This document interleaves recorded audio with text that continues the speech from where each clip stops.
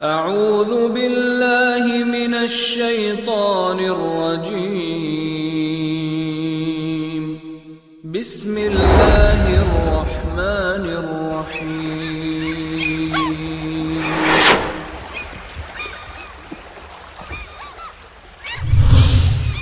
كنتم خير أمة أخرجت للناس تأمرون بالمعروف وتنهون عن المنكر وتؤمنون بالله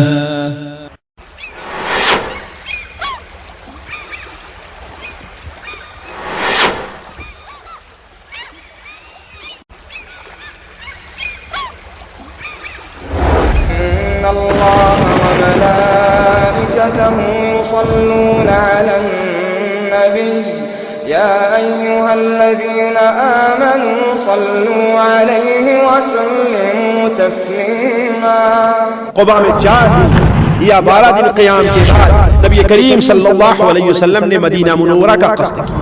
حضرت انس بن مالک رضی اللہ تعالیٰ عنہ جو آپ کے خادم خاص وہ بیان کرتے ہیں کہ ہم نے اپنی زندگی میں اتنا خوشی کا دن نہیں دیکھا جس دن اللہ کے رسول صلی اللہ علیہ وسلم مدینہ منورہ تشریف لے آئے ہیں.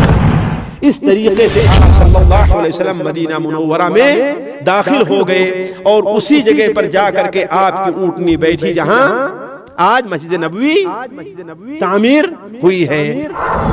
آپ صلی اللہ علیہ وسلم مدینہ منورہ تو چلے آئے ساتھیوں اور صحابہ کرام مدینہ منورہ چلے آئے، لیکن مدینہ منورہ میں نبی کریم صلی اللہ علیہ وسلم صحابہ کرام کے سامنے کئی مسائل درپیش تھے. تو پہلا کام تو یہ کیا کہ نبی کریم صلی اللہ علیہ وسلم نے کیا کام کیا کہ انصار کے درمیان بھائی چارگی کا قائم کر دیا. طلع البدر علينا من ثنيات الوداع وجب الشكر علينا ما دعا لله داع.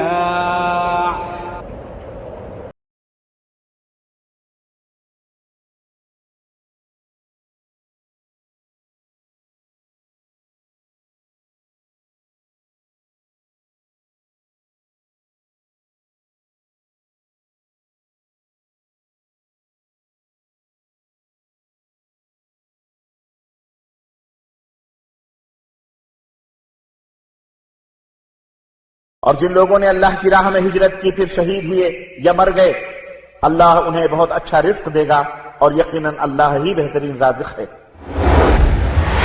بسم اللہ الرحمن الرحیم الحمد للہ رب العالمین الرحمن الرحیم مالک یوم الدین ونشهد ان لا الہ الا اللہ ونشهد ان سیدنا ومولانا محمدا عبده ورسوله ارسلہ الى الناس کافۃ بشیرا ونذیرا. اما بعد فإن خیر الحدیث کتاب اللہ وخیر الهدی هدی محمد صلی اللہ علیہ وسلم وشر الامور محدثاتها وكل محدثة بدعة وكل بدعة ضلالة وكل ضلالة في النار. اعوذ باللہ السمیع العلیم من الشیطان الرجیم بسم اللہ الرحمن الرحیم وقل رب ادخلنی مدخل صدق واخرجنی مخرج صدق واجعل لی من لدنک سلطانا نصیرا. سبحانک لا علم لنا الا ما علمتنا انک انت العلیم الحکیم. رب اشرح لی صدری ویسر لی امری واحلل عقدۃ من لسانی یفقهوا قولی واحلل عقدۃ من لسانی یفقهوا قولی. ساتھیوں، نبی کریم صلی اللہ علیہ وسلم کی سیرت مبارکہ کا جو سلسلہ چل رہا تھا یہ تقریباً حج اور دوسری مصروفیات کی وجہ سے تقریباً 2 مہینے یا اس سے کچھ کم بند رہا ہے. اس لیے کہاں تک بات پہنچی تھی اور معاملہ کہاں تک پہنچا تھا ہم خود بھی بھول گئے ہیں اور شاید آپ لوگ بھی بھول گئے ہوں، لیکن اتنی بات ضرور ہے کہ نبی کریم صلی اللہ علیہ وسلم کے قبا میں ورود تک اور پہنچنے تک معاملہ پہنچا تھا کہ نبی کریم صلی اللہ علیہ وسلم اپنے گھر سے جمعہ کی شب کو نکلے تھے اور 3 دن تک آپ صلی اللہ علیہ وسلم کہاں ٹھہرے رہے؟ غار ثور میں، ہے نا؟ پھر 3 دن کے بعد پیر کے دن آپ صلی اللہ علیہ وسلم شام ہی کو رات ہوتے ہوتے آپ صلی اللہ علیہ وسلم غار ثور سے نکل کر کے راستہ بدلتے ہوئے، جو عام راستہ مدینہ منورہ جانے کا تھا اس راستے پر آپ نہیں چلے، راستہ بدلتے ہوئے آپ صلی اللہ علیہ وسلم 1 ہفتے کی یا 8 دن کی مسافت طے کر کے 12 ربیع الاول یا 8 ربیع الاول پیر کے دن موافق 20 ستمبر 622 عیسوی کو، جو یہ 12 نبوی آپ صلی اللہ علیہ وسلم کی نبوت کا 14واں سال تھا، آپ صلی اللہ علیہ وسلم دوپہر کو قبا پہنچ گئے۔ ہوتا یہ تھا کہ نبی کریم صلی اللہ علیہ وسلم کی آمد کے بارے میں اہل قبا کو اطلاع مل چکی تھی، اہل مدینہ کو، کہ آپ صلی اللہ علیہ وسلم مدینہ منورہ کے لیے روانہ ہو چکے ہیں۔ لہذا وہ لوگ یہ اندازہ کر کے کہ آپ صلی اللہ علیہ وسلم 1 ہفتے 7 دن 8 دن 6 دن میں پہنچیں گے، اسی حساب سے وہ باہر نکل کر کے آپ کا انتظار کیا کرتے تھے۔ لیکن چونکہ آپ صلی اللہ علیہ وسلم 3 دن تک کہاں رک گئے تھے؟ غار ثور میں رک گئے تھے 3 دن تک۔ پھر اس کے بعد آپ صلی اللہ علیہ وسلم نے مدینہ منورہ آنے کا جو سیدھا راستہ تھا آپ اس پر نہیں چلے، آپ اس پر نہیں چلے، شمال میں آنا چاہیے تھا تو آپ جنوب کی طرف گئے، پھر اس کے بعد آپ مغرب کا راستہ لیے، پھر اس کے بعد آپ نے مشرق کا راستہ لیا، پھر جنوب۔ اس طریقے سے آپ کو وقت میں کافی تاخیر ہوئی ہے۔ تو صحابہ کرام رضوان اللہ علیہم اجمعین ان کا معمول تھا کہ روز آنا، صبح فجر کے بعد اپنے شہر سے قبا سے باہر نکل جاتے، اس لیے کہ پہلی منزل کیا ہوتی تھی؟ قبا ہوتی تھی، جو اس وقت مدینہ منورہ سے خارج تھی، آج مدینہ منورہ کے اندر وہ آ گئی ہے۔ نکل کر کے انتظار کرتے رہتے اس راستے سے، لیکن جب دیکھتے کہ اب دھوپ تیز ہو گئی ہے، اس لیے کہ یہاں جانتے ہیں کہ اگست ستمبر کے اندر اچھی دھوپ رہا کرتی ہے، دھوپ تیز ہو گئی اور اب دھوپ میں ٹھہرنا مشکل ہو گیا، تو وہ لوگ اپنے گھر واپس آ جایا کرتے تھے مایوس ہو کر کے۔ یہی ان کا معمول تھا کہ اچانک ایک دن وہ لوگ گئے اور آپ کا انتظار کر کے واپس آ گئے، تو ایک یہودی، چونکہ یہود بھی وہاں رہا کرتے تھے، ان کو بھی اطلاع ہو گئی کہ یہ لوگ کسی کا انتظار کر رہے ہیں۔ ایک یہودی اپنے کسی ٹیلے پر یا قلعے کے اوپر چڑھتا ہے کسی کام سے، کسی ضرورت سے، تو دیکھتا ہے کہ دور سے ایک قافلہ آتا دکھائی دے رہا ہے، جو 4-6 آدمیوں پر مشتمل ہے وہ قافلہ۔ اس نے سمجھ لیا کہ یہ قافلہ چونکہ قبا کی طرف بڑھ رہا ہے، یہ قافلہ قبا کی طرف بڑھ رہا ہے، اس کا مطلب یہ وہی قافلہ ہے جس کا انتظار انصار اور اوس اور خزرج کے لوگ کر رہے ہیں۔ چنانچہ وہیں پر بالکل بے خود ہو کر کے وہ چیختا ہے کہ اے عرب کے لوگوں، یا بعض روایات میں ہے کہ اے قیلہ، اس لیے کہ ان کی ماں، جتنے انصار وہاں آباد تھے ان میں سب کی ماں کون تھی؟ ان کا نام قیلہ تھا۔ اے قیلہ کی اولاد، تمہارا نصیب جس کا تم انتظار کر رہے ہو وہ دیکھو آ گیا ہے۔ یہ سننا تھا کہ تمام مسلمان جو قبا میں رہتے تھے وہ اپنے ہتھیار اٹھا لے کر کے باہر نکل گئے، اپنے ہتھیار لے کر کے باہر نکلے، اور دور ہی حرہ کے مقام پر نبی کریم صلی اللہ علیہ وسلم کا استقبال کیا۔ آپ صلی اللہ علیہ وسلم آئے، اور قبا میں اوس کا قبیلہ رہا کرتا تھا جو بنو عمرو ابن عوف کہلاتے تھے، بنو عمرو ابن عوف۔ آپ صلی اللہ علیہ وسلم اس قبیلے میں کلثوم ابن حدم نامی صحابی یا سعد ابن خیثمہ کے میزبانی میں آپ صلی اللہ علیہ وسلم ٹھہرے۔ آپ صلی اللہ علیہ وسلم کا قبا میں وارد ہونا تھا کہ ہر طرف خوشی کی لہر دوڑ گئی، بلکہ ایک صحابی حضرت برا ابن عازب کہتے ہیں کہ ہم نے اہل مدینہ کو جس قدر نبی کریم صلی اللہ علیہ وسلم کی آمد پر خوش ہوتے دیکھا ہے، یہاں تک کہ کسی کو اتنا خوش ہوتے ہم نے نہیں دیکھا، حتیٰ کہ لونڈیاں بھی، یعنی خود وہاں کے بڑے لوگ نہیں، لونڈیاں بھی جوش و شوق سے پکارا کرتی تھیں، قدیم رسول اللہ صلی اللہ علیہ وسلم، قدیم رسول اللہ، قدیم رسول اللہ، اللہ کے رسول آ گئے، اللہ کے رسول آ گئے۔ اور روایات سے پتہ چلتا ہے کہ آپ کی آمد پر چاروں طرف سے قبا ہی نہیں بلکہ مدینہ منورہ کے لوگوں کو جب اطلاع ملی تو پورا مدینہ تکبیر سے گونج اٹھا، سارے کے سارے لوگ امٹ پڑے کہ نبی کریم صلی اللہ علیہ وسلم کا دیدار کر لیں، اس لیے کہ آپ کو بہت کم صحابی تھے جنہوں نے دیکھا تھا، مشکل سے 70 کے قریب صحابی رہے ہوں گے جنہوں نے آپ کو دیکھا تھا، ورنہ سارے لوگوں نے آپ کو مدینہ منورہ کے دیکھا نہیں تھا۔ تو ہر ایک کی خواہش تھی کہ نبی کریم صلی اللہ علیہ وسلم کے دیدار سے اپنی آنکھوں کو فضیلت بخشیں، تو سارے کے سارے لوگ امٹ پڑے۔ لیکن ہوا یہ کہ حضرت ابوبکر صدیق رضی اللہ تعالی عنہ آپ کے ساتھ تھے، تو لوگ یہ نہیں پہچان پا رہے تھے کہ کون اللہ کے رسول ہیں اور کون حضرت ابوبکر ہیں۔ جو جانتے، جو پہچانتے تو ٹھیک ہے، یہاں تک کہ جب اللہ کے رسول صلی اللہ علیہ وسلم جہاں پر ٹھہرے ہوئے تھے وہاں پر کچھ دھوپ آ گئی، تو حضرت ابوبکر صدیق رضی اللہ تعالی عنہ نے چادر تان کر کے سایہ کر لیا۔ اس پر لوگوں کو اندازہ ہوا کہ یہ کون ہے؟ اللہ کے رسول صلی اللہ علیہ وسلم یہ ہیں۔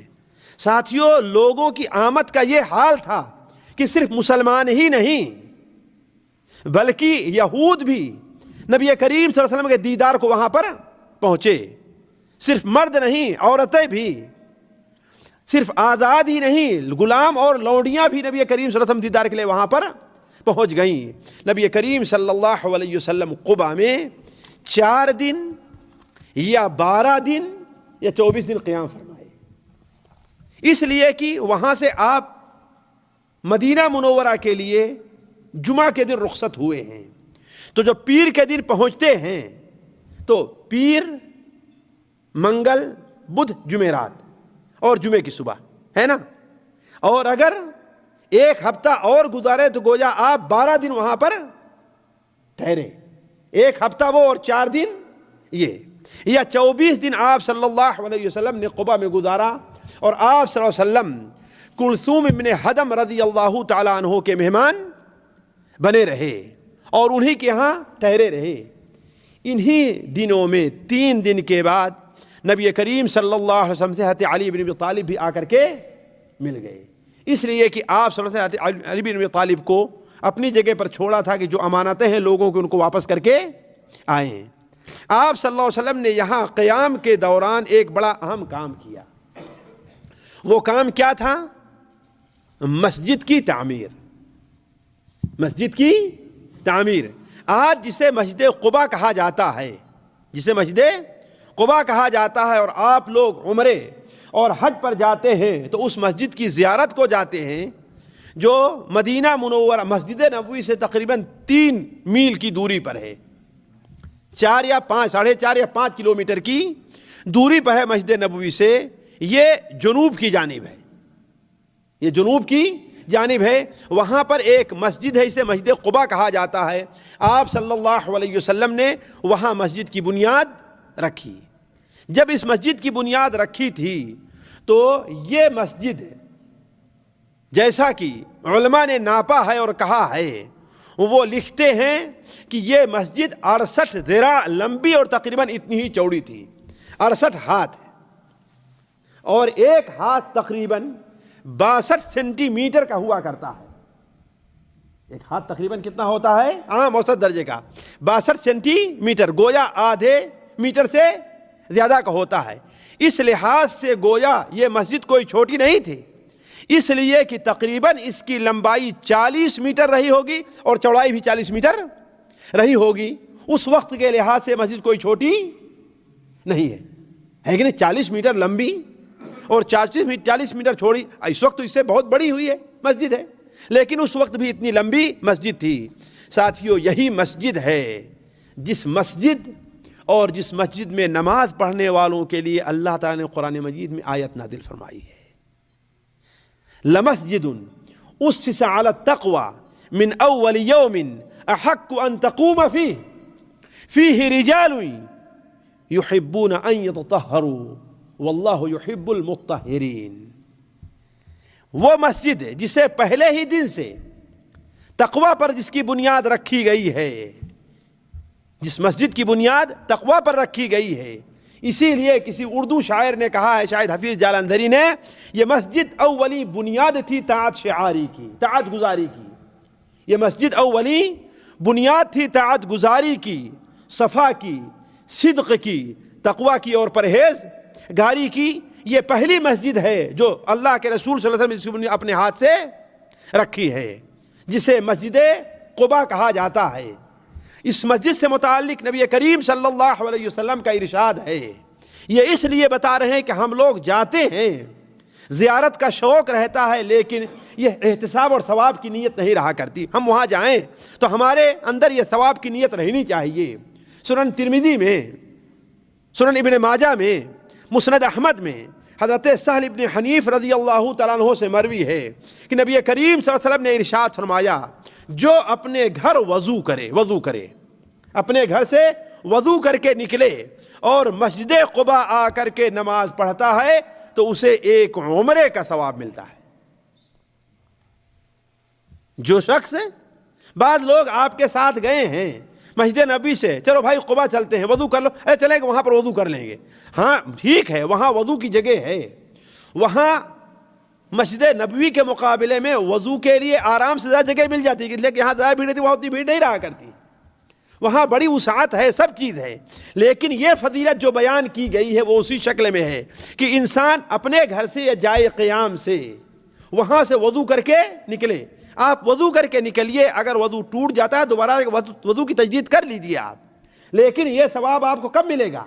جبکہ آپ اپنے گھر سے وضو کر کے نکلیں گے تو آپ صلی اللہ علیہ وسلم نے ارشاد فرمایا کہ جو شخص اپنے گھر سے وضو کر کے نکلے پھر مسجد قباء آئے اور اس میں 2 رکعت نماز پڑھتا ہے تو اللہ تبارک و تعالیٰ اسے ایک عمرے کا ثواب عطا فرماتا ہے۔ خود نبی کریم صلی اللہ علیہ وسلم، جیسا کہ صحیح بخاری شریف وغیرہ میں ہے کہ آپ صلی اللہ علیہ وسلم ہفتے میں ایک بار ضرور مسجد قباء کی زیارت کیا کرتے تھے، ہفتے میں ایک بار، شاید وہ دن ہفتے کا ہوا کرتا تھا۔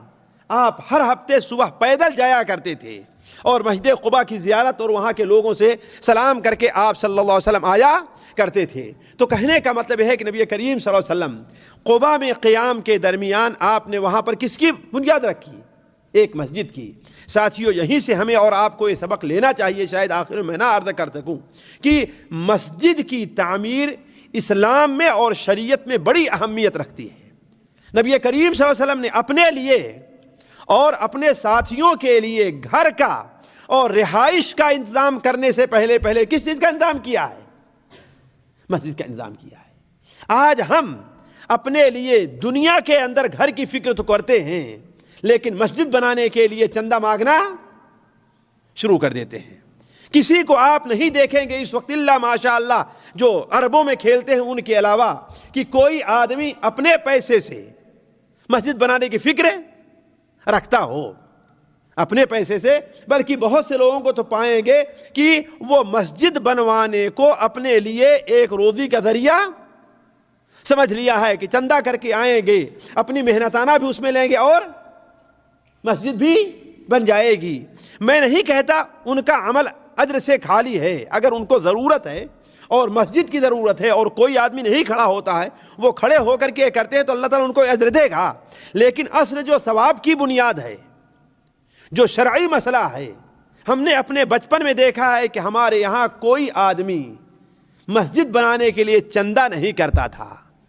جیسے اپنے لیے گھر بناتے تھے ویسے ہی ذہن ان کا بنا رہتا تھا کہ ہمیں کیا بنانی ہے، ایک مسجد بھی بنوانی ہے۔ لیکن آج جہاں دیکھ لیجئے لوگ، حالانکہ اگر چاہیں تو اس گاؤں والے، اس علاقے والے آسانی سے جیسے اپنے گھر، اپنا مقدمہ لڑنے کے لیے، اپنی دکان کے لیے، اپنا کھیت بنانے کے لیے، اپنا گھر بنانے کے لیے دل کھول کر کے پیسہ خرچہ کرتے ہیں، اگر ایسے پیسہ خرچہ کریں تو باہر سے چندہ مانگنے کی کوئی ضرورت نہ پڑے۔ تو میں عرض کر رہا تھا کہ نبی کریم صلی اللہ علیہ وسلم نے سب سے پہلے کس بات کا اہتمام کیا؟ جی، حالانکہ چند دن کے لیے آپ ٹھہرے تھے، 4 دن ہے یا 12 دن ہے، پھر بھی وہاں پر آپ نے ایک مسجد کی بنیاد رکھی۔ پھر اس کے بعد قباء میں 4 دن، 12 دن یا 24 دن قیام کے بعد آپ صلی اللہ علیہ وسلم نے قباء سے دور ایک آبادی تھی جسے یثرب کہا جاتا تھا، جو اس دن سے، جس دن آپ صلی اللہ علیہ وسلم چلے ہیں، اس دن سے اس کا نام مدینۃ النبی پڑ گیا ہے۔ کیا نام پڑا ہے؟ مدینہ کے معنی ہوتا کیا ہے؟ مدینۃ الغاد کیا معنی ہوتا؟ مدینۃ الزلفی، جی سٹی، سٹی کا ہوتا ہے مدینۃ النبی، نبی کا شہر۔ حالانکہ اس کے اور بھی نام ہیں، طابہ نام ہے، طیبہ نام ہے مدینہ منورہ کا، بہت سے نام ہیں، لیکن زیادہ مشہور کون سا نام ہے؟ مدینہ ہے۔ تو اب اگر المدینہ کہا جاتا ہے تو اس سے کون سا مدینہ مراد ہوتا ہے؟ صرف مدینہ منورہ جو نبی کریم صلی اللہ علیہ وسلم کا شہر تھا وہی مراد ہوا کرتا ہے۔ تو پہلے اس کا نام کیا تھا؟ یثرب تھا۔ یہ وقت نہیں کہ میں آپ کے سامنے یثرب کی تاریخ رکھوں، کہنے کا مطلب کہ قباء سے شمال کی طرف ایک آبادی تھی 3 میل کی دوری پر جسے یثرب کہا جاتا تھا، وہاں بھی وہی لوگ آباد تھے، انہی کے خاندان والے جو لوگ قباء کے اندر تھے۔ اور آپ صلی اللہ علیہ وسلم کے والد کا ننیحال بھی کہاں تھا؟ یثرب میں تھا، جو بنو نجار کہلاتے تھے۔ لہذا آپ صلی اللہ علیہ وسلم کو اصل میں قباء میں ٹھہرنا نہیں تھا، کہاں جانا تھا؟ اپنے ننیحال یا اپنے والد کے ننیحال میں ٹھہرنا تھا۔ اسی لیے آپ سے لوگوں نے پوچھا، اس لیے کہ قباء میں جب آپ پہنچے ہیں اور مدینہ میں آپ پہنچے ہیں تو ہر ایک کی خواہش یہ تھی اور ہر ایک کا کہنا یہ تھا، اے اللہ کے رسول صلی اللہ علیہ وسلم، میرا گھر بھی حاضر ہے، میرا مال بھی حاضر ہے، آپ جو چاہیں لیں، جہاں چاہیں ٹھہریں۔ لیکن آپ صلی اللہ علیہ وسلم نے کہا کہ نہیں، میں بنو نجار کے ہاں ٹھہروں گا۔ کہاں؟ بنو نجار کے ہاں۔ لیکن مشکل تھی کہ بنو نجار بھی قبیلہ بہت بڑا تھا، بنو نجار بھی قبیلہ بہت بڑا تھا۔ اب آپ ٹھہریں کہاں؟ جو آپ کے والد کا ننیحال تھا یا آپ کا ننیحال تھا، یہ بھی قبیلہ کیا تھا؟ بہت بڑا تھا۔ اب آپ ٹھہریں کہاں؟ تو اس کے لیے آپ صلی اللہ علیہ وسلم نے کیا طریقہ اپنایا وہ آگے آ رہا ہے۔ تو کہنے کا مطلب قباء میں 4 دن یا 12 دن قیام کے بعد نبی کریم صلی اللہ علیہ وسلم نے مدینہ منورہ کا قصد کیا، لیکن جانے سے پہلے بنو نجار کو آپ نے اطلاع دے دی کہ آج میں مدینہ کے لیے روانہ ہونے والا ہوں۔ تو بنو نجار کے 500 لوگوں نے، کتنا؟ 500 لوگ ہتھیار لے کر کے نبی کریم صلی اللہ علیہ وسلم کی خدمت میں حاضر ہوئے۔ آپ صلی اللہ علیہ وسلم چاشت کے وقت ان لوگوں کے جلو میں، ان لوگوں کے درمیان میں چلتے ہوئے آپ صلی اللہ علیہ وسلم نے مدینہ منورہ کا قصد کیا۔ یہ جمعہ کا دن تھا، آپ صلی اللہ علیہ وسلم آ رہے تھے، ابھی مشکل سے آپ 1 میل آئے ہوں گے آگے، آپ 1 میل آئے ہوں گے کہ ایک وادی پڑتی ہے، اس وادی میں انصار کا ایک اور قبیلہ آباد تھا جسے سالم ابن عوف کہا کرتے تھے۔ آپ قباء میں کہاں ٹھہرے تھے؟ عمرو ابن عوف کے ہاں ٹھہرے تھے قبیلے میں، اور انہی کے خاندان کا دوسرا حصہ کہاں آباد تھا؟ وادی میں آباد تھا، ان لوگوں نے اصرار کیا، تو چونکہ آپ صلی اللہ علیہ وسلم نے ان کے ایک خاندان کو قیام کر کے عزت اور شرف بخشا تھا، لہذا آپ صلی اللہ علیہ وسلم یہیں پر تھوڑی دیر کے لیے ٹھہر گئے، اور یہیں پر ٹھہرے تو یہیں پر جمعہ کا وقت ہو گیا۔ کس کا وقت ہوا؟ جمعہ کا وقت ہو گیا۔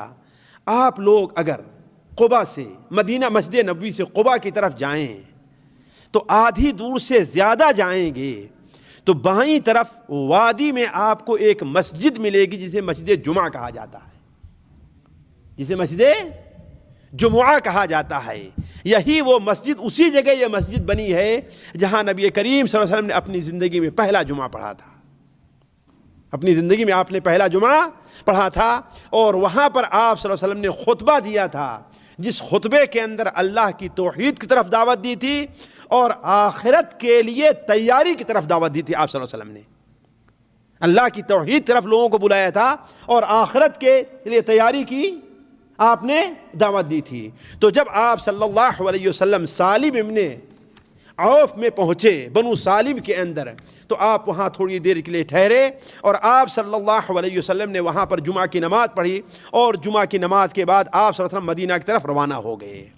اس وقت ساتھیوں، میں اپنے الفاظ میں، اور نہ ہی کوئی بڑے سے بڑا ادیب، میں تو کچھ نہیں ہوں، بڑے سے بڑا ادیب بھی مدینہ منورہ خصوصاً یثرب اور بنو نجار اور بنو اوس کی کیا کیفیت تھی انہیں الفاظ میں نہیں بیان کیا جا سکتا ہے۔ حضرت انس بن مالک رضی اللہ تعالیٰ عنہ جو آپ کے خادم خاص ہیں، جب مدینہ منورہ پہنچے آپ تو ان کی عمر تقریباً 9 سال کی تھی۔ کتنی تھی؟ 9 سال کی تھی۔ وہ بیان کرتے ہیں کہ ہم نے اپنی زندگی میں اتنا خوشی کا دن نہیں دیکھا جس دن اللہ کے رسول صلی اللہ علیہ وسلم مدینہ منورہ تشریف لے آئے ہیں، بلکہ وہ بیان کرتے ہیں مدینہ منورہ مکمل طور پر منور ہو گیا تھا، ہر طرف خوشی کی لہر دوڑ گئی تھی، ایسا لگ رہا تھا کہ اس شہر کے رہنے والے سارے لوگوں کو جتنی خواہش تھی، جو کچھ وہ مانگ سکتے تھے، وہ سارا کا سارا مل گیا ہے۔ اور کہا دوسرا دن اتنے غم کا ہم نے اپنی زندگی میں نہیں دیکھا۔ وہ کون سا دن تھا؟ جس دن نبی کریم صلی اللہ علیہ وسلم اس دنیا سے رخصت ہوئے ہیں۔ تو حضرت انس بن مالک رضی اللہ تعالی عنہ کا بیان سے اندازہ لگایا جا سکتا ہے کہ اس وقت مدینہ منورہ میں لوگوں کے دلوں پر کس قدر خوشی کی لہر دوڑی ہوگی۔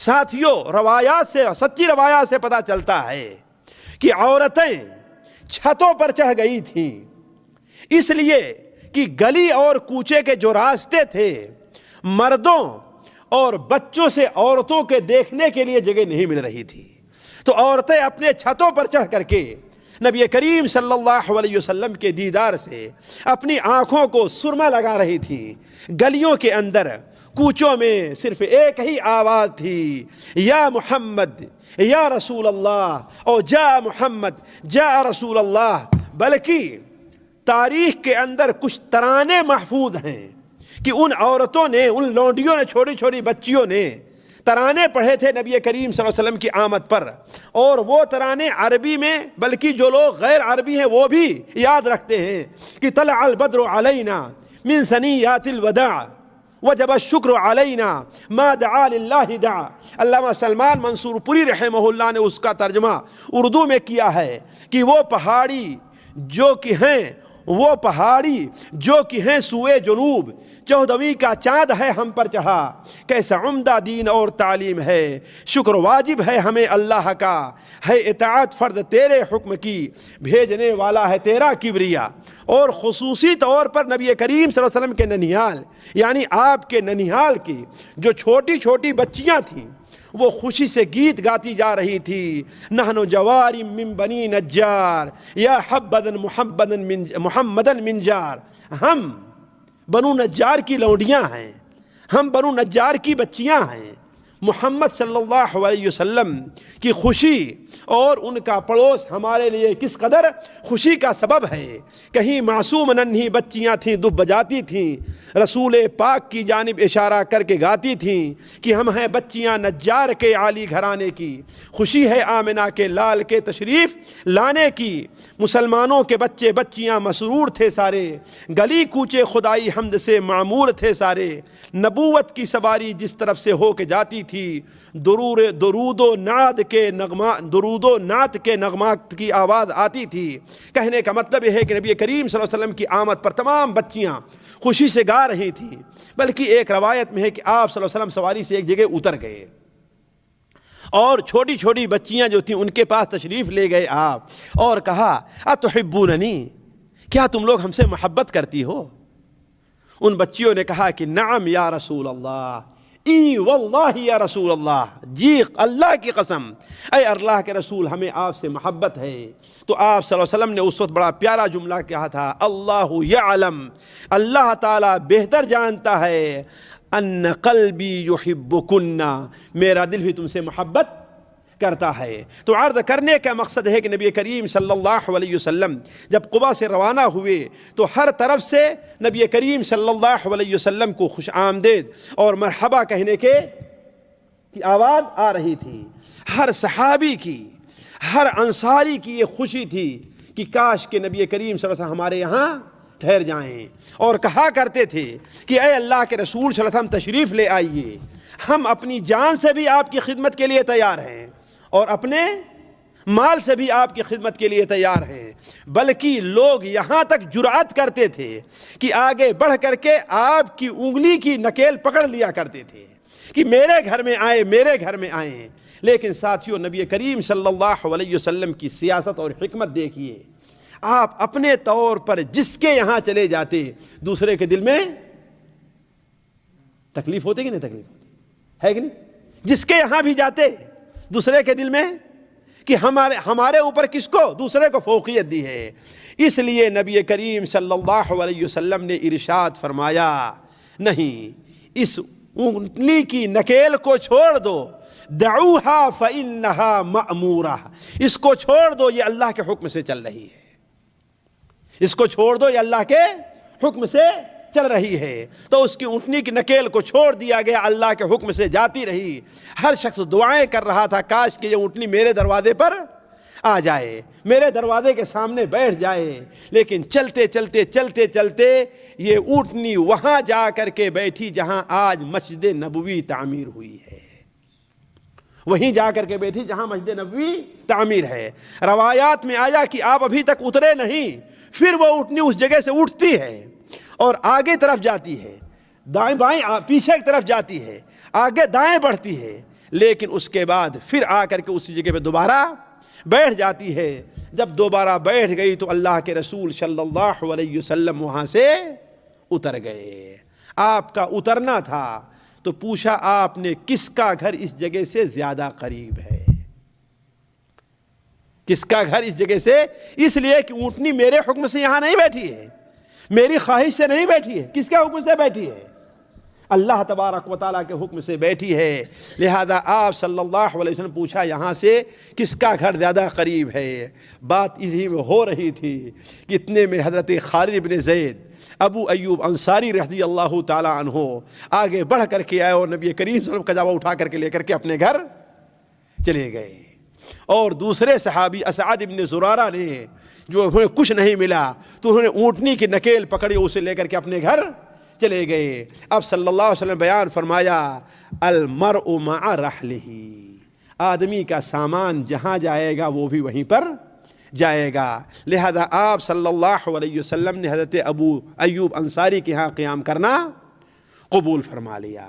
اس طریقے سے آپ صلی اللہ علیہ وسلم مدینہ منورہ میں داخل ہو گئے اور اسی جگہ پر جا کر کے آپ کی اونٹنی بیٹھی جہاں آج مسجد نبوی تعمیر ہوئی ہے۔ مسجد نبوی کے بارے میں شاید ابھی کچھ باتیں آپ کے سامنے رکھی جائیں۔ دیکھیے، آپ صلی اللہ علیہ وسلم ابو ایوب انصاری رضی اللہ تعالیٰ عنہ کے یہاں تو گئے، ان کا گھر 2 منزلہ تھا۔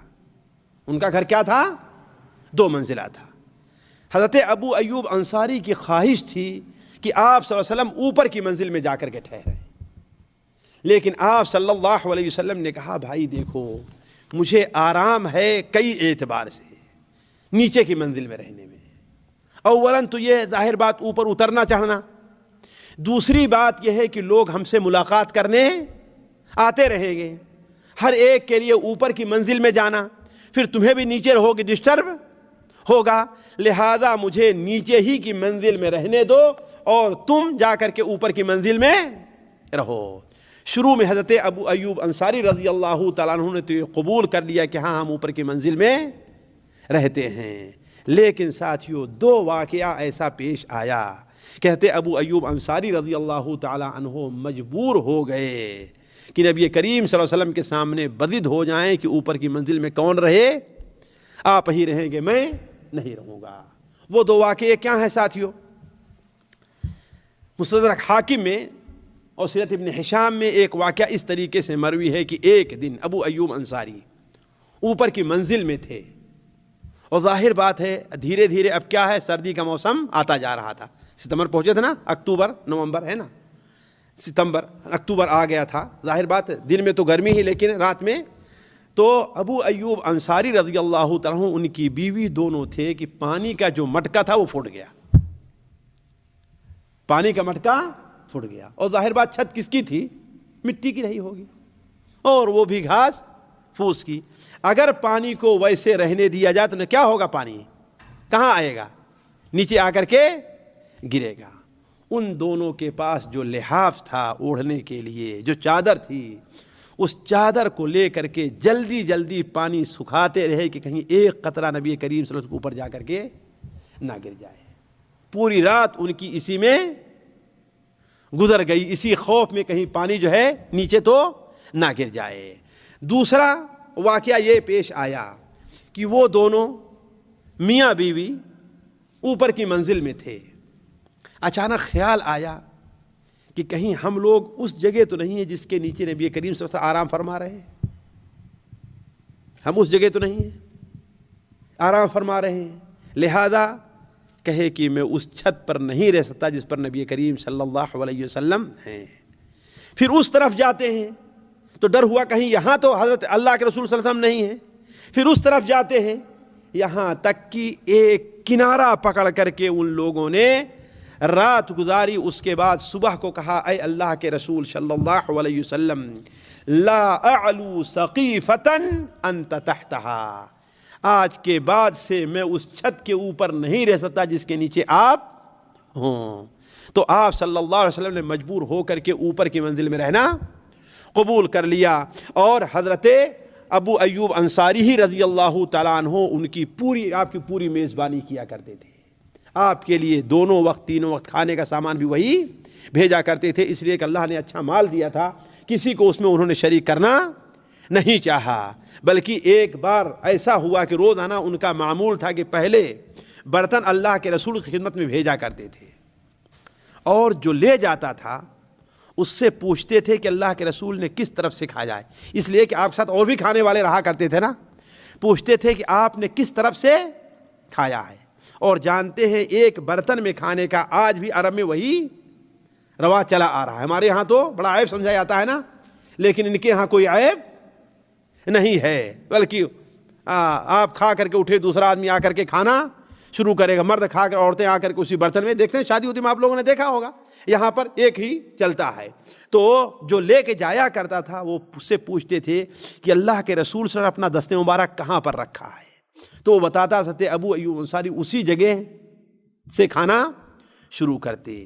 ایک بار انہوں نے ایسا کیا کہ تھوڑا سا ایسا کھانا بنایا کہ اس کو مہک کے لیے اور لذت پیدا کرنے کے لیے اس کے اندر کچا لہسن بھی جو پتا ہوتا ہے اس کا ڈال دیا۔ بعض کھانے ایسے ہوتے ہیں بغیر لہسن ڈالے وہ مزہ، یہ چٹنی بنانی ہے آپ کو تو اس میں کچا ہی لہسن تو پکا کے تو ڈالیں گے نہیں، ہوتا ہی نہیں ہوتا ہے، سلاد بنانی ہے تو اس میں کچی ہی پیاز رہا کرتی ہے۔ بعد ایسے کھانے ہوتے ہیں جس کے ساتھ کیا ہے اس کا لازمی جز کچا پیاز اور کچی پیاز اور کچا لہسن رہا کرتا ہے۔ تو ایک ایسا کھانا بنایا جس میں لہسن ڈالا ہوا تھا، تو آپ صلی اللہ علیہ وسلم کے پاس گیا اور واپس آ گیا، اس میں کہیں انگلی نہیں لگی تھی، بہت پریشان ہوئے کہ آخر آج آپ نے ہمارا کھانا کھایا کیوں نہیں ہے، ہمارا کھانا کیوں نہیں کھایا؟ تو آپ صلی اللہ علیہ وسلم سے آئے پوچھنے کے لیے، انہوں نے کہا کہ نہیں، میں ایسوں سے بات کرتا ہوں جس سے تم بات نہیں کرتے، یعنی فرشتوں سے، اور انہیں لہسن کی بو پسند نہیں ہے، اسی لیے ساتھیوں لہسن کھا کر کے مسجد میں نہیں آنا چاہیے، خصوصی طور پر اگر کچا لہسن ہو تو، یا اگر پکا ہو یا زیادہ مقدار میں ڈال دیا گیا ہے تو اسے کھا کر کے مسجد میں آنا نہیں چاہیے۔ کیوں؟ مسجد میں اللہ کے فرشتے رہتے ہیں جنہیں لہسن کی بو پسند نہیں ہے۔ تو حضرت ابو ایوب انصاری نے کہا کہ اگر ایسی بات ہے تو آج کے بعد سے میں بھی لہسن نہیں کھاؤں گا۔ عرض کرنے کے بعد حضرت ابو ایوب انصاری کے ہاں آپ صلی اللہ علیہ وسلم کافی دن تک رہے۔ بعض روایات کے مطابق آپ صلی اللہ علیہ وسلم ابو ایوب انصاری کے ہاں 7 مہینے ٹھہرے رہے ہیں۔ کہاں؟ کتنے دن؟ 7 مہینے رہے ہیں، لیکن کوئی صحیح تاریخ معلوم نہیں ہے۔ آپ صلی اللہ علیہ وسلم مدینہ منورہ تو چلے آئے ساتھیوں، اور صحابہ کرام مدینہ منورہ چلے آئے، لیکن مدینہ منورہ میں نبی کریم صلی اللہ علیہ وسلم صحابہ کرام کے سامنے کئی مسائل درپیش تھے، اس لیے کہ مدینہ منورہ میں اس وقت کوئی اربوں اور خربوں میں کھیلنے والے تاجر نہیں تھے، اور مدینہ منورہ کوئی 1-2 مہاجر نہیں آئے ہوئے تھے، 10-50 کی تعداد میں مہاجر آئے ہوں گے، 100 سے زیادہ مہاجر کو، بلکہ کئی سو وہاں پر پہنچے ہوں گے۔ ایک بارگی ان تمام لوگوں کا انتظام کرنا ایک بہت بڑا مسئلہ تھا، اس لیے کہ مہاجر جو آئے تھے اپنے ساتھ کھانے پینے کی بھی کوئی چیز نہیں لائے تھے، اپنے ساتھ کچھ مال لے کر کے بھی نہیں آئے تھے، اس لیے کہ مکہ کے لوگوں نے مہاجرین کو، جیسا کہ پچھلی مجلس میں گزرا ہے، پیسہ اور مال لانے کی اجازت بھی تو نہیں دی ہے کہ نہیں ہے؟ تو بڑے مسائل تھے، آخر ان کے ٹھہرنے کا کیا انتظام کیا جائے، ان کی روزی روٹی کا کیا انتظام کیا جائے، تو کئی مسائل درپیش تھے جس سے نبی کریم صلی اللہ علیہ وسلم کو نپٹنا تھا۔ وہ 4 مسائل کا خصوصی ذکر میں آپ کے سامنے کرتا ہوں، اور ان میں سے بعض کا ذکر کر کے آج کی مجلس ختم کرتے ہیں، باقی مجلس اگلی آپ کے سامنے رکھیں گے۔ پہلا مسئلہ یہ تھا کہ مہاجرین کے لیے جائے قیام کا، دوسرا مسئلہ مکہ مدینہ منورہ کی آب و ہوا کا تھا، تیسرا مسئلہ مسجد اور جائے عبادت کی قیام کا تھا، اور چوتھا مسئلہ جو مدینہ منورہ میں آباد ایک یہودیوں کی بہت بڑی تعداد تھی، جن کے ذکر ابھی آتا ہے یا اگلی مجلس میں آئے گا، ان کا مسئلہ تھا۔ اب دیکھنا ہے کہ نبی کریم صلی اللہ علیہ وسلم نے ان 4 مسائل سے آپ نے کیسے نپٹا ہے۔ پہلا مسئلہ ہم لے لیتے ہیں کہ مہاجرین جو آئے ہوئے تھے ان کے جائے قیام کا تھا۔ اس کے لیے نبی کریم صلی اللہ علیہ وسلم نے ان کے قیام کے لیے، ان کی روزی روٹی کے لیے آپ صلی اللہ علیہ وسلم نے کئی طریقے اپنائے۔ پہلا طریقہ تو یہ اپنایا کہ آپ صلی اللہ علیہ وسلم نے انصار اور مہاجرین میں بھائی چارہ مواخات کی رسم قائم کر دی آپ نے۔ مواخات اور بھائی چارگاہ ہے کیا چیز؟ کس کو کہتے ہیں؟ یعنی فلاں آدمی آپ کا، ویسے تو مسلمان سارے کے سارے ایک دوسرے کے بھائی ہیں، ہے کہ نہیں؟ انما المؤمنون اخوہ، مسلمان کیا؟ مومن ایک دوسرے کے، المسلم اخو المسلم، مسلمان مسلمان کا بھائی، اس میں تو کوئی شک نہیں ہے۔ لیکن اللہ کے رسول صلی اللہ علیہ وسلم نے ایک خاص اخوت قائم کی، خاص اخوت جو قائم کی ہے انصار اور مہاجر کے درمیان، وہ یہ ہے کہ جس مہاجر کو انصاری کا بھائی بنا دیا ہے، جس مہاجر کو انصاری کا بھائی بنا دیا ہے، وہ مہاجر انصار کے پورے مال میں اس کا حصے دار ہوا کرتا تھا۔ انصاری مہاجر سے زیادہ اپنے مال کا حصے دار نہیں رہا کرتا تھا۔ گھر کے اندر ٹھہرنا ہے یا باغ میں کام کرنا ہے، بکری چرانا ہے، جو کچھ ہے، جتنا حق انصاری کا تھا اتنا حق مہاجر کا تھا۔ کیوں ساتھیوں؟ یہ اس کی ضرورت تھی، اس لیے کہ جانتے ہیں آپ کسی اجنبی جگہ پر چلے جائیں، جہاں نہ آپ کے رہنے کے لیے کوئی جگہ ہے، نہ آپ کے کھانے کے لیے کوئی جگہ ہے، تو آپ کی طبیعت میں کیا الجھان ہوگی نہیں ہوگی؟ قلق پیدا ہوگا ہی نہیں پیدا ہوگا؟ آپ چاہیں گے کتنا جلدی ہم یہاں سے، لیکن ایک آدمی دوست آپ کو ایسا مل جائے جو آپ کے غم کو اپنا غم سمجھ رہا ہے، بلکہ اپنی ضرورت پر آپ کی ضرورت کو ترجیح دے رہا ہے، اپنی ضرورت پر آپ کی ضرورت کو ترجیح دے رہا ہے، تو کیا ہوگا؟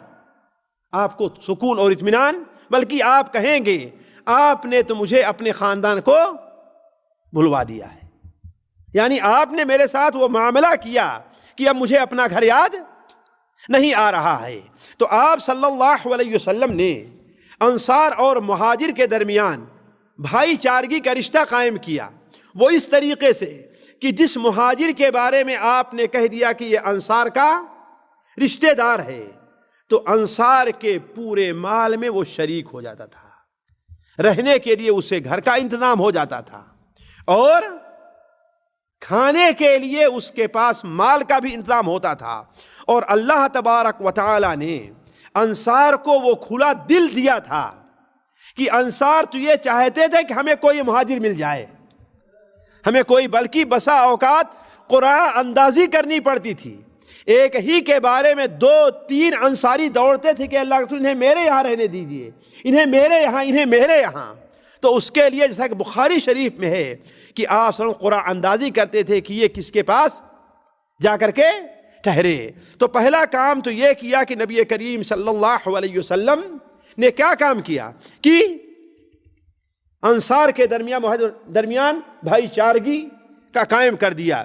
شروع میں 45 مہاجر اور 45 انصاری کو نبی کریم صلی اللہ علیہ وسلم نے ایک دوسرے کا بھائی بنایا تھا، اور انصار نے اللہ کے فضل سے نبی کریم صلی اللہ علیہ وسلم اور اللہ تبارک و تعالیٰ کے اس حکم کا حق ادا کر دیا، جس پر اللہ تعالیٰ قرآن مجید میں ان کی تعریف فرماتا ہے، وَالَّذِينَ تَبَوَّؤُوا الدَّارَ وَالْإِيمَانَ مِنْ قَبْلِهِمْ يُحِبُّونَ مَنْ هَاجَرَ إِلَيْهِمْ وَلَا يَجِدُونَ فِي صُدُورِهِمْ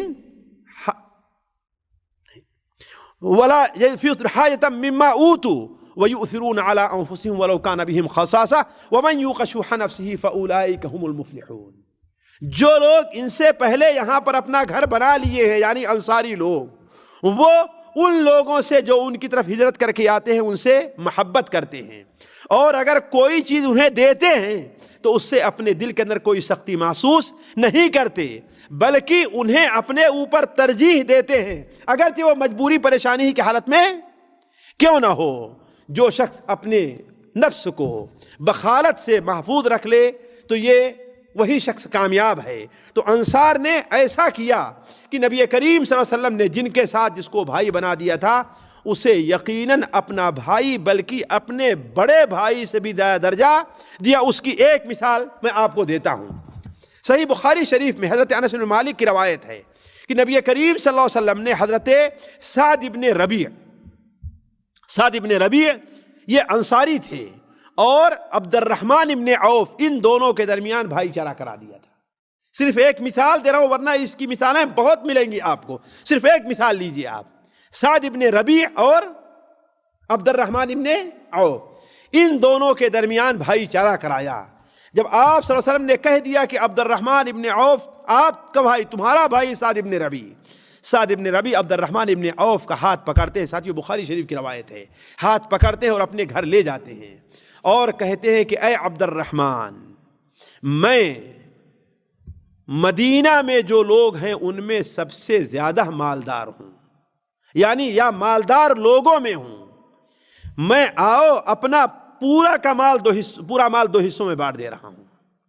آدھا حصہ مال، ساتھیوں یہ کہنا تو آسان ہے، لیکن نافذ کرنا اور عمل میں لے آنا ایک بڑا مشکل کام ہے، ورنہ کہہ دینا تو آسان رہا کرتا ہے۔ ورنہ آپ اگر 1,00,000 روپے جمع کر رکھے ہیں تو دل کی خوشی کے ساتھ آپ کا بھائی، دور کو چھوڑ دیجئے، آپ کا سگا بھائی ہو جو آپ سے الگ رہ رہا ہو، آپ بانٹ کر کے آدھا 50,000 دے تو میں جانوں کہ آپ مرد ہیں۔ پورے مال کو چھوڑ دیجئے آپ، تو کہہ لینا تو آسان ہے، لیکن عمل کرنا اسے عملی جہاں پہنا کیا ہے، یہ بڑا مشکل کام ہے۔ تو سعد ابن ربی نے کہا کہ میں انصار کے مالدار ترین لوگوں میں ہوں، مالدار ترین لوگوں میں ہوں، اپنا مال میں 2 حصوں میں بانٹ دے رہا ہوں، آدھا حصہ آپ لے لیجیے اور آدھا حصہ میں لے رہا ہوں۔ ساتھیوں، بات یہیں تک نہیں پہنچی ہے، بات یہیں تک نہیں پہنچی ہے، بات یہاں تک پہنچ گئی، کہے کہ میری 2 بیویاں ہیں۔ کیا کہا؟ میری 2 بیویاں ہیں، آپ دیکھیے ان میں سے کون آپ کو زیادہ پسند آتی ہے۔ یہ نہیں کہ کسی سے ناراض ہیں، کسی سے کم محبت کرتے ہیں، کسی کی طرح زیادہ، میں یہ نہیں کہا، کہا یہ میری 2 بیویاں ہیں، آپ ان میں سے جس کو پسند کریں میں اسے طلاق دے رہا ہوں، اس کی عدت گزر جائے تو آپ اس سے شادی کر لیں۔ ساتھیوں، دنیا کی تاریخ میں آپ اس کی مثال نہیں پا سکتے، اور نہ اس کی مثال آپ لا کر کے دے سکتے ہیں۔ لیکن حضرت عبد الرحمن ابن عوف بھی غیرت مند آدمی تھے، کہا اللہ تعالیٰ آپ کے مال میں اور اہل میں برکت عطا فرمائے، آپ اپنے گھر میں مجھے رہنے کی جگہ دے رہے، یہی بہت ہے، صرف مجھے بازار کا راستہ بتلا دیجیے، بازار کہاں لگتے ہیں، بس بازار کہاں لگتے ہیں مجھے یہ راستہ بتلا دیجیے۔ اور تجارت کے سلسلے میں اللہ تعالیٰ نے عبد الرحمن ابن عوف کے ہاتھ میں بڑی برکت دی تھی اللہ تعالیٰ نے۔ بعض لوگوں کو اللہ تعالیٰ برکت دیتا ہے، ایک نے بڑی برکت دی تھی۔ انہیں بتایا گیا کہ مدینہ منورہ کا سب سے بڑا بازار جو لگتا ہے بنو قینقاع میں لگتا ہے، تھوڑی ہی دور پر مدینہ مسجد نبوی کے، وہاں پر گئے اور خریدنا ہے، یہ بیچنا ہے، یہ خریدنا ہے، یہ بیچنا ہے، یہاں تک کہ شام تک کچھ پیسے بھی لے کر کے آئے، کھانے کے لیے کچھ پنیر بھی لے کر کے آئے، اور ابھی چند ہی دن گزرے تھے کہ ان کے پاس اتنا پیسہ ہو گیا کہ دوسری شادی انہوں نے شادی بھی کر لی ہے۔ تو عرض کرنے سے یہ مثال پیش کرنا ہے کہ انصار نے کس قدر سخاوت نفسی کا مظاہرہ کیا۔ بخاری شریف کی دوسری حدیث ہے ابو ہریرہ سے کہ دیکھیے، مکہ مکرمہ میں کھیتی نہیں تھی، اس لیے مکہ کے لوگ کھیتی کرنا نہیں جانتے تھے، اور نہ کھیتی کا جو کام جاتے مشکل کام ہوتا ہے، تجارت کا مشکل ہے، کھیتی کا مشکل ہے، جی کھیتی کا مشکل ہے نا، تو وہ کھیتی کا کام اتنا مشکل کام بھی نہیں کیا تھا۔ انصار نے چاہا کہ جس کے پاس کھیت ہے وہ 2 حصوں میں بانٹ دیں، آدھے پر وہ قابض ہو جائیں، اپنا کھائیں کمائیں، اور آدھا میرا رہے۔ لیکن عمومی طور پر صحابہ کرام نے کہا کہ ایسا نہیں ہے، جب تک ہمارا کچھ انتظام نہیں ہوتا ہم آپ کے کھیت میں کام کرتے ہیں، ہے نا، بطور مزدوری کے گویا ہم کام کریں گے، اس میں سے جو ہوگا آپ مجھے ایک حصہ دے دیں گے، وہ ہمیں قبول ہے۔ تو عرض کرنے کے مقصد یہ ہے کہ انصار اور مہاجرین درمیان پہلی چیز یہ ہے کہ اللہ کے رسول صلی اللہ علیہ وسلم نے کیا کرایا؟ بھائی چارگی کا۔ اس سے جس کو جس کا بھائی بنا دیا اس کا 3 مسئلہ حل ہو گیا ساتھیوں۔ پہلا مسئلہ رہائش کا حل ہوا ہے، اور دوسرا مسئلہ کھانے اور پینے کا، تیسرا مسئلہ جو میرے نزدیک سب سے اہم ہے حل ہوا ہے۔ وہ مسئلہ کیا تھا تیسرا؟ میں بھی پہلے بتا چکا ہوں، جی نہ جی بھائی چارہ سے کیا مسئلہ حل ہوا؟ اس سے نہیں ساتھیوں، جو غربت اور اجنبیت ان کو محسوس ہونی چاہیے تھی، اپنا گھر چھوڑ کر کے آئے تھے، اپنا مال چھوڑ کر کے آئے تھے، اپنے رشتہ داروں کو، اپنے خاندان کو چھوڑ کر کے آئے تھے، ہے کہ نہیں ہے؟ اب یہ ان کو مل گیا ہے، تو اب ان کے ساتھ ذرا اتنی فراخ دلی سے پیش آ رہا ہے کہ اپنی بیوی تک چھوڑ دینے کے لیے تیار ہے، وہ اپنے پورے مال کو 2 حصوں میں تقسیم کر دینے پر تیار ہے، وہ اپنے کھیت کو 2 حصوں میں بانٹ دینے پر تیار ہے۔ وہ جب اتنا غمگسار کوئی انہیں مل جائے گا تو اپنا گھر یاد آئے گا ان کو؟ سوچنے کی بات ہے۔ تو جو میرے نزدیک سب سے اہم مسئلہ حل ہوا ہے وہ یہ ہے کہ جو مہاجر پریشان ہو کر کے آئے ہیں وہ دوبارہ مدینہ مکہ مکرمہ جانے کے بارے میں سوچیں نہیں، یا ان کے دل میں کہیں یہ بات نہ آئے کہ ہاں بلا وجہ ہم یہاں پر چلے آئے۔ دوسری چیز اس مسئلے کو حل کرنے کے لیے نبی کریم صلی اللہ علیہ وسلم نے یہ اپنائی کہ بعض انصار جن کے پاس 1 سے زائد گھر تھا، ہوتا ہے نا لوگوں کو 1 سے زائد گھر بناتے ہیں نا، انصار کے پاس 1 سے زائد گھر تھا، وہ آ کر کے نبی کریم صلی اللہ علیہ وسلم کو حوالے کر دیا کہ آپ یہ گھر لیجئے اور ہمارے جس بھائی کو دینا چاہیں آپ دے دیں۔ ذرا سوچیں آپ، انصار نے کیا کام کیا کہ جس کے پاس زائد گھر تھا آپ نے اسے، اس لیے کہ انصار کے حوالے آپ نے کیا تھا، تو انصار تو اسے اپنے اس گھر میں رکھا ہے، مہاجر کو جو گھر ان کا اپنا تھا، جو زائد گھر تھا اس میں نہیں تھی کہ ہاں بھائی تم جا کے الگ رکھو، نہیں، اس لیے کہ اگر ان کو الگ گھر میں رکھتے تو وہ بھائی چارگی ایک دوسرے کو سکون اور تسکین کا مسئلہ حل نہیں ہوتا، وہ ہے کہ نہیں قاری صاحب؟ اسی لیے انہیں اپنے گھر میں رکھا جہاں وہ رہ رہے تھے، اپنے مہمان کے طور پر، اپنے بھائی کے طور پر، چھوٹے بھائی کے طور پر رکھا۔ لیکن جو زائد گھر تھا وہ کیا کیا؟ نبی کریم صلی اللہ علیہ وسلم کے حوالے کر دیا کہ آپ ہمارے جس بھائی کو دینا چاہیں آپ دے دیں۔ اور تیسرا حل اللہ کے رسول سے یہ نکالا کہ ہر جگہ جہاں کہیں بھی ہو کچھ بنجر زمین رہا کر دی۔ بنجر زمین سے مراد کیا ہے؟ جو کسی کی پراپرٹی نہیں ہوتی، کسی کی ملکیت نہیں ہوتی ہے۔ نبی کریم صلی اللہ علیہ وسلم نے اسے اپنایا اور اس کے اوپر ان مہاجرین کے لیے جو مکہ مکرمہ مہاجر ہجرت کر کے آئے تھے، خصوصاً جو اپنی بیوی بچوں کے ساتھ آئے تھے، اس لیے کہ کچھ مہاجر تھے نا جو بیوی بچوں کے ساتھ، جو اپنے بیوی بچوں کے ساتھ آئے تھے، یہ کیا کہ اس جگہوں پر گھر بنوا کر کے آپ صلی اللہ علیہ وسلم میں رہائش ان کو عطا کر دی۔ یہ آپ کی حکمت دیکھیے۔ اور کچھ انصاری، کچھ مہاجر ایسے تھے جو چھڑے تھے اور جوان تھے، جو جوان تھے اور ابھی ان کی شادی کی کوئی امید نہیں تھی۔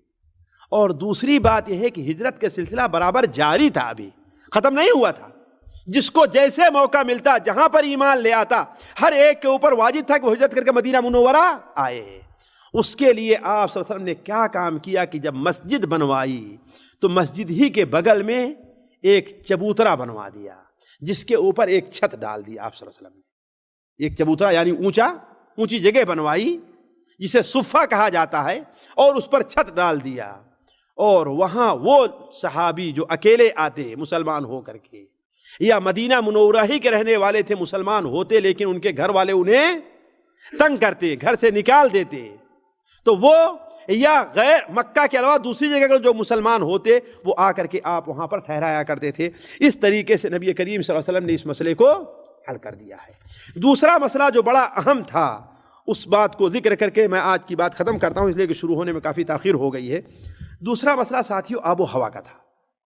مکہ مکرمہ کی آب و ہوا خشک تھی اور وہاں کھیتی وغیرہ نہیں تھی، جس کی وجہ سے وبائی بیماریاں نہیں ہوتی تھی، جبکہ مدینہ منورہ کی زمین کیا تھی؟ کھیتی کی تھی، وہاں رطوبت تھی، مکے کے طریقے سے خشک نہیں تھی۔ ثانیاً نبی کریم صلی اللہ علیہ وسلم تشریف لے آئے تو بخاری شریف کی روایت ہے کہ مدینہ منورہ یعنی یثرب بیماریوں کا گھر تھا، بیماریوں کا گھر تھا، اس لیے کہ جو بغل سے وادی تھی وہاں گندے نالے کا پانی بہتا رہتا تھا، تو جس سے بیماریاں پھیلتی تھیں۔ اور ہوا بھی کہ بہت سے مسلمان جب وہاں پر آئے تو وہ بیمار ہو گئے، بہت سے مسلمان آئے اور بیمار ہو گئے۔ ان بیمار ہونے والوں میں حضرت ابو بکر صدیق رضی اللہ تعالیٰ عنہ بھی تھے، حضرت بلال حبشی بھی تھے، حتیٰ کہ ان کی بیماریاں طول پکڑ گئیں۔ حضرت ابو بکر کے خادم عامر ابن فہیرہ بھی تھے، یہاں تک اتنی لمبی ہو گئیں کہ ان لوگوں کو اب مکہ یاد آنے لگا، ان لوگوں کو مکہ یاد آنے لگا، جس کے لیے نبی کریم صلی اللہ علیہ وسلم نے دعا فرمائی۔ چنانچہ صحیح بخاری میں، صحیح مسلم میں حضرت عائشہ رضی اللہ تعالی عنہا سے روایت ہے کہ جب نبی کریم صلی اللہ علیہ وسلم مکہ مکرمہ مدینہ منورہ تشریف لے آئے تو یہ اللہ کی زمینوں میں سب سے زیادہ وبائی امراض والی زمین تھی مدینہ منورہ کی۔ اسی لیے یہاں ایک عجیب قسم کا شرک چل چکا تھا، وہ یہ ہے کہ جو کوئی اس زمین میں آئے تو اسے چاہیے کہ گدھے کی طرح چیخ نکالے، چگھاڑے گدھے کے طریقے سے، ہے نا، پھر اس کے بعد وہاں ٹھہرے تو وہاں اسے وہ بیماری لاحق نہیں ہوگی۔ ایک غلط عقیدہ۔ لہذا کوئی آدمی بھی جب نیا آیا تھا مدینہ منورہ میں جو مسلمان نہیں تھا تو وہ ایسے ہی کیا کرتا تھا۔ تو جب مدینہ منورہ تشریف لے آئے تو ابو بکر اور حضرت بلال یہ دونوں بیمار ہو گئے اور سخت بیمار رہے۔ مائی عائشہ کہتی ہیں کہ یہاں تک کہ ان کی بیماری بہت لمبی مدت تک چلی گئی۔ تو میں ایک دن اپنے باپ کی عیادت کے لیے جاتی ہوں تو میرے باپ سے ہم نے اپنے باپ سے پوچھا کہ ابو جان کیا حال ہے، کیا حال ہے؟ تو وہ کچھ جواب دینے کے بجائے کیا کہتے ہیں کہ کل امرئ مصبح فی اہلہ والموت ادنی من شراک نعلہ، یعنی آدمی اپنے اہل عیال میں صبح کو تو بخیر رہا کرتا ہے لیکن شام کو کیا ہو جائے اس کا انجام اسے معلوم نہیں رہتا۔ کہا کہ میں نہیں سمجھی کہ ابو بکر کیا کہنا چاہتے ہیں، لیکن بعد میں اندازہ لگا کہ اس بیماری سے اب حضرت ابو بکر کو موت کا خطرہ لاحق ہوگا۔ ذرا دیکھیں اس قدر بیمار ہو گئے، اس بیماری سے ان کو موت کا خطرہ، بلکہ حضرت بلال رضی اللہ تعالی عنہ کے بارے میں حضرت عائشہ بیان فرماتی ہیں، جیسا صحیح بخاری شریف میں ہے کہ ان کی عیادت کے لیے میں گئی، ان کی ابھی بچی تھی، ان کی عیادت کے لیے میں گئی تو وہ کہا کرتے تھے کہ کاش کہ مجھے وہیں رہنے کے لیے جگہ مل جائے جہاں پر اذخر گھاس پائی جاتی ہے اور یہ چیزیں پائی جاتی ہیں۔ کہا جب ان کا بخار تھوڑا سا ہلکا ہوتا تو بلند آواز سے گایا کرتے الا لیت شعری هل ابیتن لیلۃ بواد وحولی اذخر وجلیل، کاش کہ وہ کب وقت آئے گا، وہ کب موقع ملے گا کہ میں ایک رات بھی اس وادی میں گزارتا جہاں پر اذخر اور جلیل گھاس پائی جاتی ہیں، اس لیے اذخر گھاس وہاں کی بڑی مشہور تھی۔ اور اس کے بعد کہا وَهَلْ أَرِدًا يَوْمًا مِيَاهَ مِجَنَّةٍ وَهَلْ يَبْدُوَ لِي شَامَةٌ وَطَفِيلُ، کیا ایک دن بھی مجھے مجنہ بازار کے پاس جو وادی ہے وہاں رہنے کو ملے گا اور مجھے شامہ اور طفیل نامی پہاڑ دکھائی دیں گے۔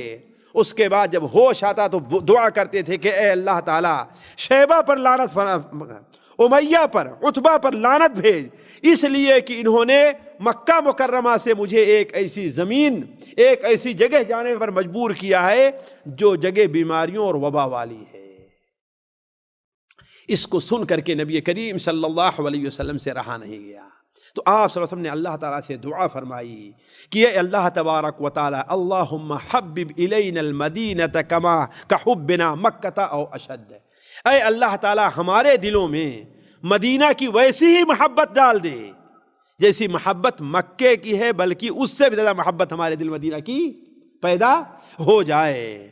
اور اے اللہ تبارک و تعالی یہاں جو ناپ تول کے سامان ہے اس میں بھی برکت عطا فرما، یہاں جو وزن کے سامان ہے اس میں بھی برکت عطا فرما، اے اللہ تعالیٰ اس کی وبا کو، بیماری کو جحفہ جو وادی ہے تقریباً 200 کلومیٹر کے قریب، وہاں پر اے اللہ تبارک و تعالیٰ بھیج دے۔ تو کہنے کا مطلب نبی کریم صلی اللہ علیہ وسلم کی دعا سے وہاں مدینہ منورہ کی وبا بیماری جو تھی وہ صحیح ہو گئی، حتیٰ کہ حضرت عائشہ رضی اللہ عنہا بھی بیمار ہو گئیں۔ چنانچہ صحیح بخاری شریف میں جو ان کے اپنے شادی کا جو قصہ ہے تو کہتی ہے میں مدینہ منورہ آئی تو اس قدر بیمار ہو گئی، اتنا بخار ہو گیا تھا کہ میرے بال سارے کے سارے جھڑ گئے۔ اسی لیے جب میری ماں مجھے دلہن بنا کر کے اللہ کے رسول کے آپ کے ہاں رخصت کرنا چاہی تو میرے بال صرف یہی تک تھے، گلے تک، کندھے ہی تک تھے، یعنی چوٹی باندھنے کے لائق میرے بال نہیں تھے۔ تو دوسرا مسئلہ جو مسلمانوں کے سامنے تھا وہ کس چیز کا تھا؟ نبی کریم صلی اللہ علیہ وسلم کے ساتھ آئے ہوئے لوگوں کا وہ کیا تھا؟ مدینہ منورہ کے اندر وبائی بیماری کا تھا۔ تو آپ صلی اللہ علیہ وسلم اس کا حل اس طریقے سے کیا۔